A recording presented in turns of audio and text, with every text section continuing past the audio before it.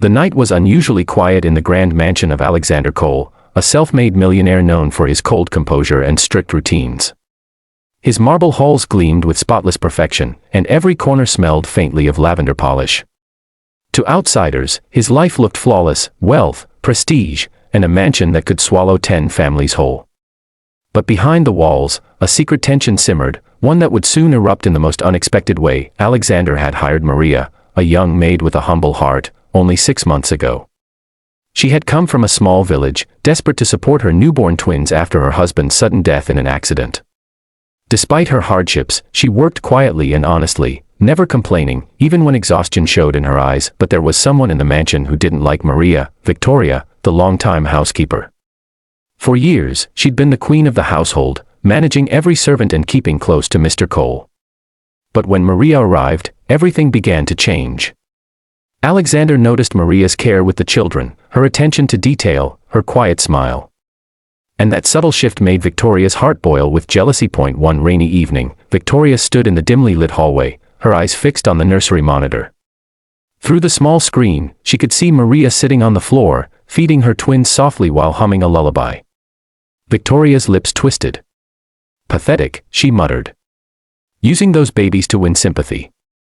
She turned sharply and stormed off toward Alexander's office. "Sir," she said, knocking on the door gently. "I think you should know something about that new maid." Alexander didn't look up from his laptop. "What is it now, Victoria?" "She's been bringing her children into the guest rooms again. I warned her, but she won't listen. I suspect she's taking advantage of your kindness." Alexander sighed. "Maria is doing her job well. She has nowhere else to keep her babies safe while she works. Let's not make this harder for her." Victoria clenched her jaw. "Of course, sir," she said softly, but inside, her anger was growing roots. That night, when the mansion lights dimmed and everyone retreated to their rooms, Victoria made her move. She tiptoed down the hallway, her shadow long and twisted against the marble walls. In her hand, she held a key, one that opened every door in the house. She stopped in front of the bathroom at the end of the servants' corridor. Inside, Maria was washing small clothes, her twins asleep nearby in a baby carrier strapped to her back. She was tired, too tired to notice the faint click of the lock from the outside. Victoria smiled coldly. "Let's see how you manage now," she whispered before walking away. When Maria finished and tried to open the door, it didn't budge. "Huh?" she whispered, pulling again. Nothing. She tried harder, panic rising in her chest. "No. No, please." She knocked. Then louder. "Is anyone there? Hello?" The door stuck. But it was midnight. Everyone was asleep, or so she thought. The twins began to stir, their tiny cries echoing off the tiled walls. Maria held them close, whispering softly, "It's okay, my loves. Mommy's here. We'll be fine.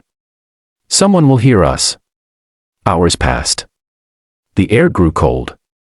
The babies cried until they fell asleep again in her arms. Maria sat on the floor, trembling, whispering prayers into the darkness. Morning came. Alexander awoke early, as usual, sipping his coffee in the kitchen. But something felt off.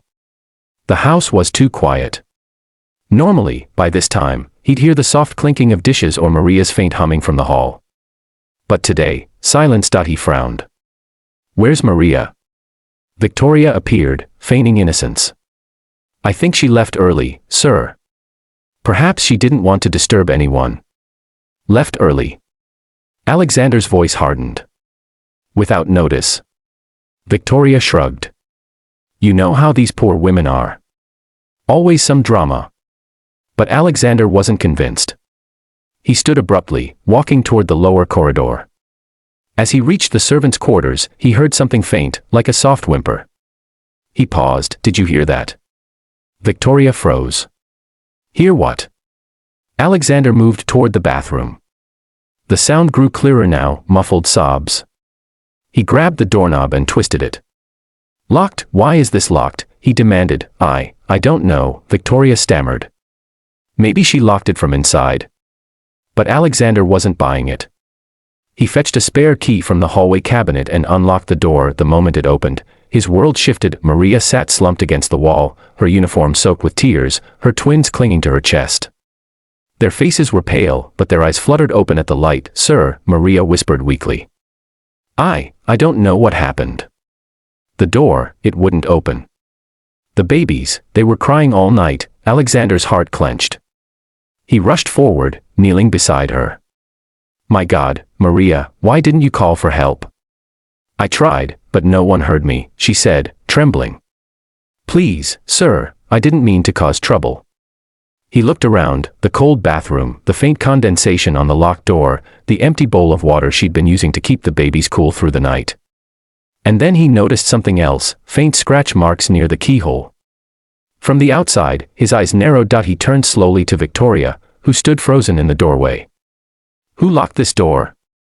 I have no idea, sir," she said quickly, her voice trembling.